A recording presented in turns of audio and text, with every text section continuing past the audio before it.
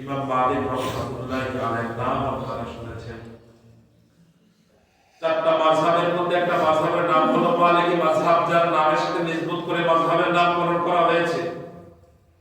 ইমাম মালিক রাহমাতুল্লাহি আলাইহির নাম, তার মনের তামান্না, তার মনের আশা, সে যেন তার মৃত্যুটা যেন মক্কা মদিনার মধ্যে হয়, এই জন্য সে সেখান থেকে বের হয় না।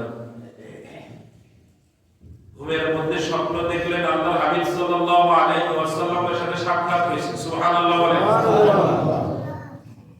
ইমাম মালিক রাহমাতুল্লাহি আলাইহি আল্লাহর হাবিব সাল্লাল্লাহু আলাইহি ওয়াসাল্লামকে জিজ্ঞাসা করেন, ও পয়গম্বর, মেহেরবানি করে জানায় দেন আমার মৃত্যু কখন হবে, আমি কোন সময় মৃত্যুবরণ করব, একটু মেহেরবানি করে জানায় দেন, জানতে চাই। আল্লাহর হাবিব সাল্লাল্লাহু আলাইহি ওয়াসাল্লাম হাত দিয়ে ইশারা করলেন, এইভাবে পাঁচ দেখালেন। কত দেখাইছেন? পাঁচ। আল্লাহর হাবিব সাল্লাল্লাহু আলাইহি ওয়াসাল্লাম এতটুকু শুধু ইশারা করে দেখায় দিলেন, পাঁচ। ইমাম মালিক রাহমাতুল্লাহি আলাইহি বড় পেরেশান, এই পাঁচের ব্যাখ্যাটা কি, এই পাঁচের ব্যাখ্যাটা কি হবে? 5 মিনিট নাকি 5 দিন না 5 ঘন্টা নাকি 5 বছর, এটার ব্যাখ্যা কি হবে? তিনি পেরেশান হয়ে গেলেন। তদানীন্তনকালে সবথেকে সেরা স্বপ্নের ব্যাখ্যা দেনেওয়ালা আল্লামা ইবনে সিরিন রাহমাতুল্লাহি আলাইহির যুগ চলতেছিল। ইমাম মালিক রাহমাতুল্লাহি আলাইহি তার খাদেমকে পাঠিয়ে দিলেন, যাও আমার নামটা গোপন রাখবা, আমার নামটা গোপন রেখে ইবনে সিরিনের কাছে গিয়ে জিজ্ঞাসা করবা, একজন ব্যক্তি আল্লাহর রাসূলকে স্বপ্নের মধ্যে দেখেছে, আর আল্লাহর হাবিব সাল্লাল্লাহু আলাইহি ওয়াসাল্লামকে জিজ্ঞাসা করেছে, ও পয়গম্বর কতদিন বাঁচবো, কবে আমার মৃত্যু হবে? আল্লাহর হাবিব সাল্লাল্লাহু আলাইহি ওয়াসাল্লাম হাত দিয়ে ইশারা করে দেখাইছেন, 5। এই 5 এর ব্যাখ্যাটা কি হবে? ইবনে সিরিনের কাছ থেকে ব্যাখ্যাটা নিয়ে আসবা, তবে শর্ত হলো মেহেরবানি করে আমার নামটা তুমি গোপন রাখবা। এবার গোলাম রওনা হয়ে গেছে ইবনে সিরিন রাহমাতুল্লাহি আলাইহির দরবারে।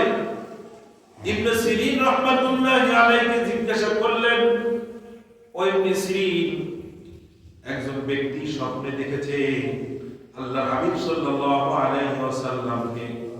আল্লাহর হাবিব সাল্লাল্লাহু আলাইহি ওয়াসাল্লামকে জিজ্ঞাসা করা হলো, পয়গম্বর কখন আমি মৃত্যুবরণ করব?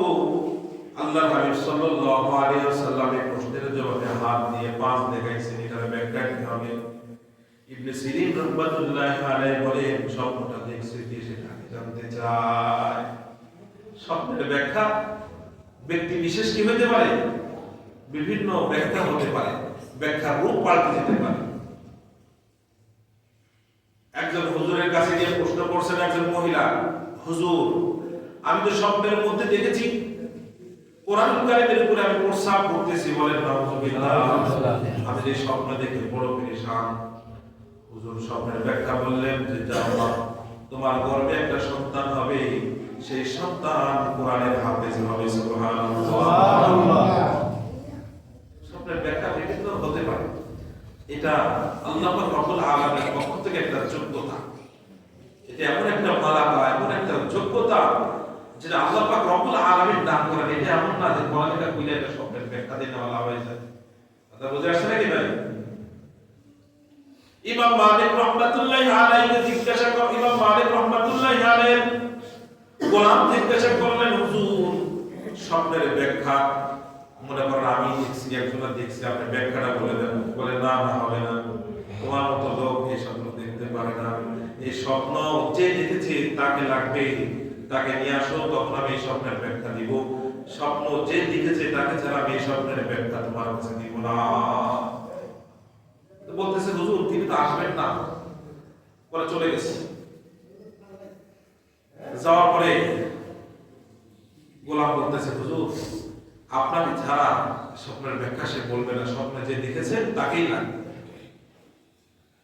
ইমাম মালিক রাহমাতুল্লাহি আলাইহি ইবনে সিরিন রাহমাতুল্লাহি আলাইহির কাছে গেলেন।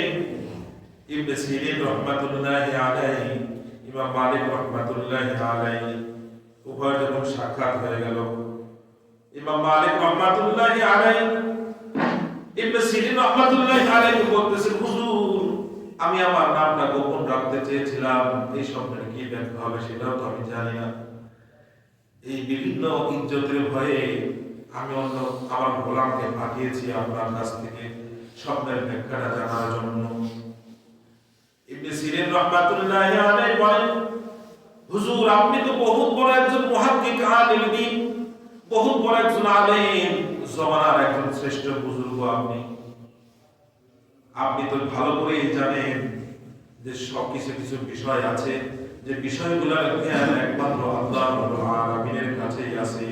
ওই বিষয়ের জ্ঞান কোন দুনিয়ার মানুষকে আল্লাহ পাক রব্বুল আলামিন দান করেন নাই। সেই দিকে আল্লাহর হাবিব সাল্লাল্লাহু আলাইহি ওয়াসাল্লাম আপনাকে স্বপ্নের মধ্যে ইশারা করেছেন। আপনি আল্লাহ রাসূলকে জিজ্ঞাসা করেছেন, ওগো পয়গম্বর আমি কবে ইন্তেকাল করব? একটা মানুষ কতদিন বাঁচবে? একটা মানুষ কোথায় মৃত্যুবরণ করবে? কতদিন সে রিজিক খাবে? কতটুকু পরিমাণ রিজিক খাবে? এই সব কিছু আল্লাহ রাব্বুল আলামিনের পক্ষ থেকে ফয়সালা হয়। আল্লাহ হাবিব সাল্লাল্লাহু আলাইহি ওয়াসাল্লাম এই বিষয়ে কোনো জ্ঞান রাখেন না। আল্লাহ হাবিব সাল্লাল্লাহু আলাইহি ওয়াসাল্লাম আপনাকে যে হাত দিয়া পাঁচ বুঝাইছেন, একটা হাদিসের দিকে ইশারা করে বলেছেন, খামসুন লা ইয়ালামুহা ইল্লাল্লাহ, বলে পাঁচটা বিষয় এমন আছে যে পাঁচটা বিষয়ের জ্ঞান আল্লাহ ব্যতীত আর কেউ জানে না। আল্লাহর হাবিব সাল্লাল্লাহু আলাইহি ওয়াসাল্লাম আপনাকে সেদিকে ইশারা করেছেন। ওই পাঁচটা বিষয়ের মধ্যে মানুষের মৃত্যু একটা বিষয়, মানুষ কতদিন বাঁচবে, কোথায় মরবে, কতদিন বাঁচবে, কতটুকু খাবে, কি করবে না করবে, এই সব কিছু আল্লাহ পাক রব্বুল আলামিন নিজের কাছে গোপন রেখেছেন।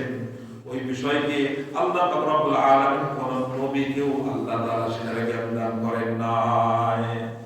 আল্লাহ হাবিব সাল্লাল্লাহু আলাইহি ওয়াসাল্লাম বলেন, মাফাতিহুল গায়বি খামসুন, অদৃশ্যের চাবি হলো পাঁচটা, লা ইয়ালামুহা ইল্লাল্লাহ, যে পাঁচটা বিষয় আল্লাহ পাক রব্বুল আলামিন ব্যতীত আর কেউ জানে না।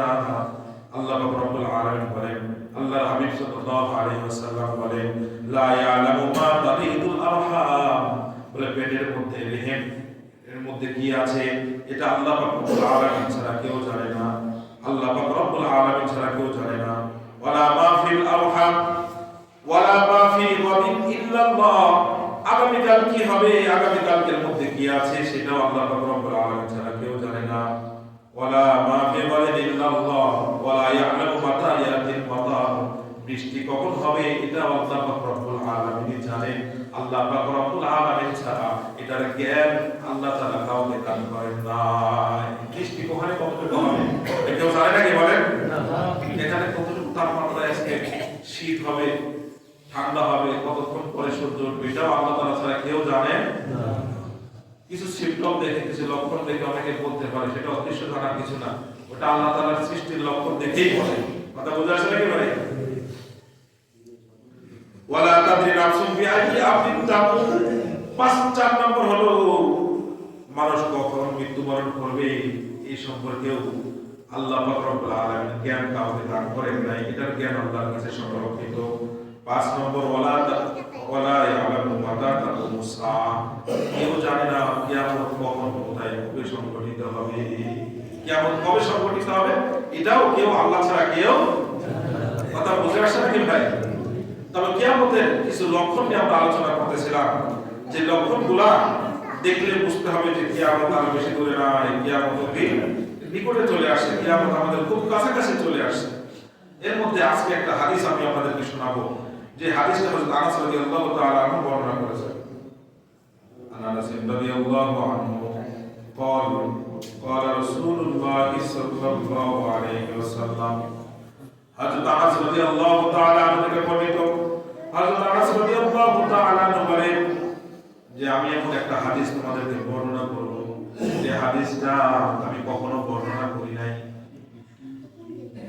যে হাদিসটা লম্বা একটা হাদিস, হাদিসের শেষে হযরত আনাস রাদিয়াল্লাহু তাআলা আনহু বলতেছেন যে কিয়ামত যখন নিকটবর্তী হয়ে যাবে, পুরুষদের সংখ্যা কমে যাবে, মহিলাদের সংখ্যা বৃদ্ধি পাবে। মহিলাদের সংখ্যা কি হবে? বৃদ্ধি পাবে।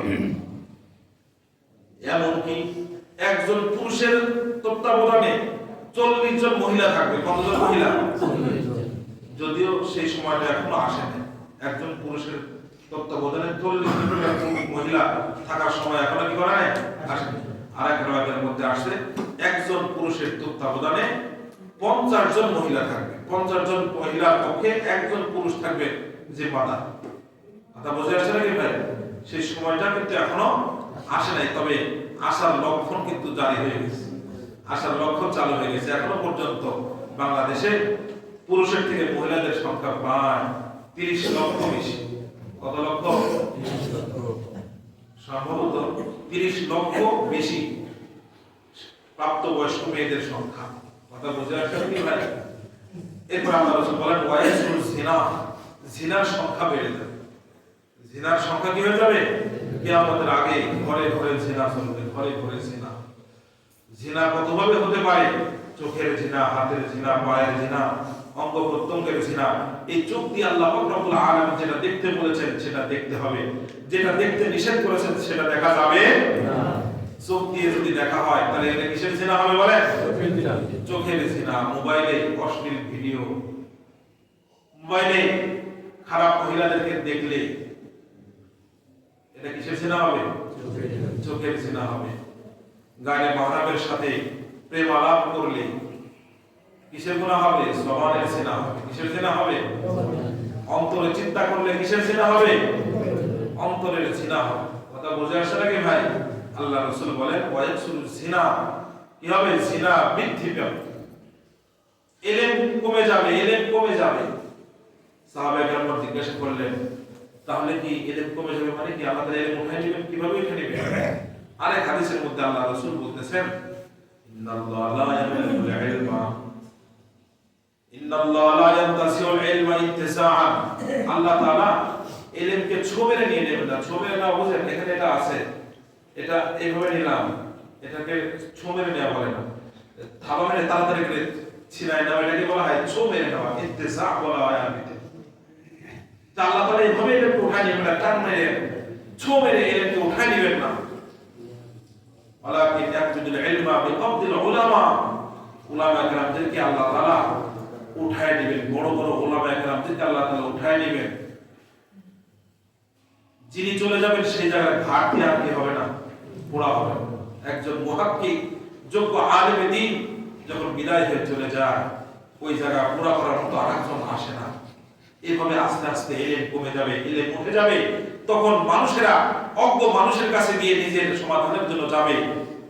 অজ্ঞ মানুষেরা তখন সমাধান দিবে, তাও সমাধান দিবে। আল্লাহ রাসূল হাদিসে শেষে বলেন দল্লু ফাআদাল্লু, তারা নিজেও গোমরাহ হবে আর একজনকে তারা গোমরাহ বানাবে। বলেন নাউযুবিল্লাহ। মাসলা মাসাইলের জন্য নিজে মাতবরি করব না, নিজে কি করব না বলেন? অনেক সময় অনেকের কাছে সামাজিক বিচার আচারের দায়িত্ব আসে। যদি ইসলামের সাথে সম্পর্কযুক্ত কিছু হয়ে থাকে, ইসলামের সাথে, ইসলামের বিধি বিধানের সাথে যদি সম্পৃক্ত যদি কিছু হয়ে থাকে ডাইরেক্ট, তাহলে নিজে মাতবরি করবেন না। কথা বুঝে আসছে নাকি ভাই? সেখানে যোগ্য আলেমের কাছে যাবেন। বিশেষ করে তালাকের মাসালা, কিসের মাসালা বলেন? তালাক সংক্রান্ত মাসালা। গ্রামের মানুষেরা মিলায় দেয়, শেষ। নাউযুবিল্লাহ, হবে না। এটা কি করতে হবে ভাই? এটা যোগ্য আলেমের কাছে থেকে এটা সমাধান করতে হবে, সেই অনুযায়ী কার্যকারী করতে হবে। কথা বুঝে আসছে নাকি ভাই? এরকম অনেক বিষয় আছে তাবলীগের মধ্যে বলে ফাজাইলে ইলম, এরকম হালকায় বসে শেখা, মাসাইলে ইলম উলামায়ে কেরামের কাছ থেকে শেখা। কথা বুঝে আসছে নাকি ভাই? যদি জাহেল ব্যক্তির কাছ থেকে যদি সমাধান নেই তাহলে এটা একটা কিয়ামতের আলামত। সে নিজেও গোমরাহ, অপরকেও সে কি করবে? গোমরাহ করবে। নিজেও অজ্ঞ আর অপরকে অজ্ঞ করবে। আল্লাহ রাব্বুল আলামিন আমাদেরকে হেফাজত করেন, আলেম দ্বীনের ইজ্জত করার তৌফিক দান করেন, আলেম দ্বীনের কাছে নিজের সমস্যার বিষয়গুলো আলোচনা করে সমাধান দেওয়ার তৌফিক দান করেন। ওয়া আলাইনা ইল্লাল বালাগ।